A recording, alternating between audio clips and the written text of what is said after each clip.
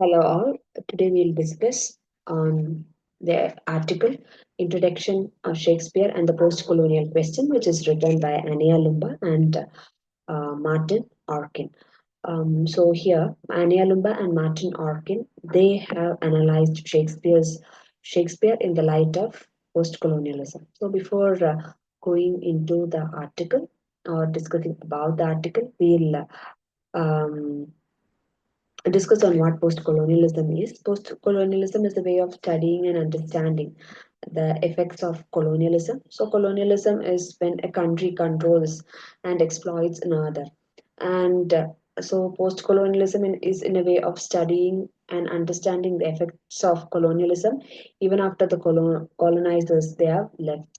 So we can see post-colonialism as how culture, identity, and society of colonized people they were affected by foreign control, and how these people respond, resist, and rebuild their own identities after the end of this colonial rule. So, in simple terms, it is about understanding how colonized societies have been shaped by colonial history and how they work to reclaim their own voices, traditions, and culture. It also examines how old power structures, inequalities, and ideas of colonial times still affect the world today. So, in this particular essay, the introduction by Ania Lumba, that is Introduction, Shakespeare and the Post-Colonial Question by Ania Lumba and Martin Orkin, they examine the relationship between Shakespeare's work and colonialism. And Shakespeare, he wrote like he started writing or he wrote during the time when England was just beginning to explore colonial and mercantile expansion. Like unlike other European nations like Portugal, Spain, they were already deeply involved in colonization. So um, Shakespeare he doesn't belong um, to a time when England they like knew the concept of colonialism, and they are equating the work of Shakespeare to the term post-colonialism. And one best example brought us Shakespeare's Tempest. And Shakespeare's Tempest, the story is like this: like 12 years before the action of the play, we find a character, Prospero, or the protagonist. He is a gifted sorcerer, magician. He is usurped by his brother, Antonio. So, with the aid of Alonso, that is King of Naples, he is escaping by a boat with his a daughter, Miranda, and he flees to a remote island. So that is the background story. And there is an inhabitant of that island, which is half human, half like monster. And the name of that character is Caliban. He's just half human.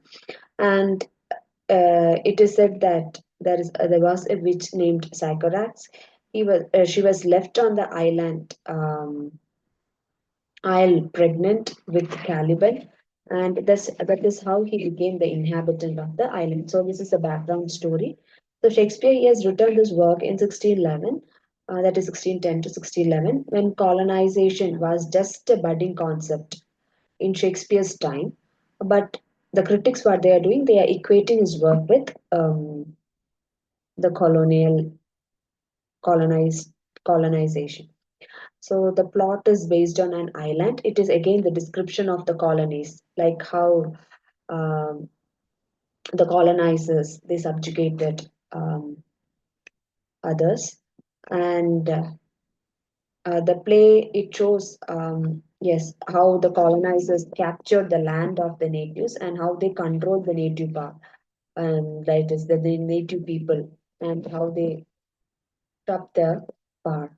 So here, like when Prospero, the Duke of Milan, when he is exiled to an unknown land along with his daughter Miranda, and when he is like meeting Caliban, the native of the island, he befriends. And Prospero, he uses all types of crafty process to know about the details of the island, and he enslaves Caliban. This is how the colonizers they come and they establish colonies. They come and they mingle with the natives, and they know more. They learn more about the place, and what do they do? They enslave the people of that particular place. And yes, that is similar to the colonial history and the attitude of colonizers. So here the colonizer is the Prospero and the colonized is Caliban. So when Caliban he is refusing to obey the words, he is punished physically by the spirits because Prospero, the colonizer, is a magician. Uh, so he obeys because he fears punishment. The Caliban, he fears punishment. The same thing happens with the people, that is the colonizer and the colonized. Typical attitude of colonizers to civilize the natives. So he expects Caliban to be grateful to him for educating him and making him learn the superior language. Now, the Caliban's behavior towards Miranda in one particular occasion leads Prospero to imprison and punish him. And he is like Caliban, he is exploited in his own land. He is oppressed and exploited in his own land. How? The colonizers they come. And what do? They exploit the people of the own land. So this is how the Shakespeare's work is being equated with the theme of post-colonialism. And Caliban, he continues to scold himself for trusting Prospero and letting him know all the secrets of the island. And this is very much evident in Act 2, Scene 2, where he sings drunkenly. And that is the best example. So Caliban, he represents all natives who do not want to be the prisoners of colonialism. And there is a statement which is said by Caliban: they all do hate him as rootedly as I. This implies the natives they hate Prospero and they want freedom from him. That is his illegitimate rule. And the play ends with Prospero deciding to return to his country along with his daughter, and he leaves the island. He frees all the slaves and enables Caliban to be the inhabitant of the island, which means now the colonizers they are leaving the colonies and they are setting all the slaves free. So at last, Caliban he gets the freedom and the right to claim his island. He gets the freedom to be himself in the native place. And this incident reflects the period when colonizers they returned to the country after Britain gave freedom to its colonies.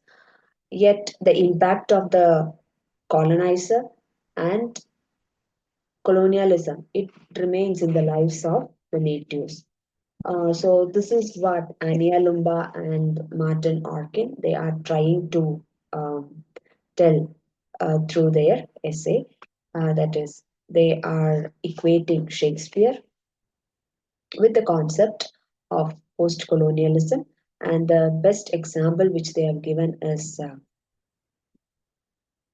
Shakespeare's work Tempest, and the protagonist Prospero. He is the colonizer, and Caliban. He is the colonized. Um, thank you.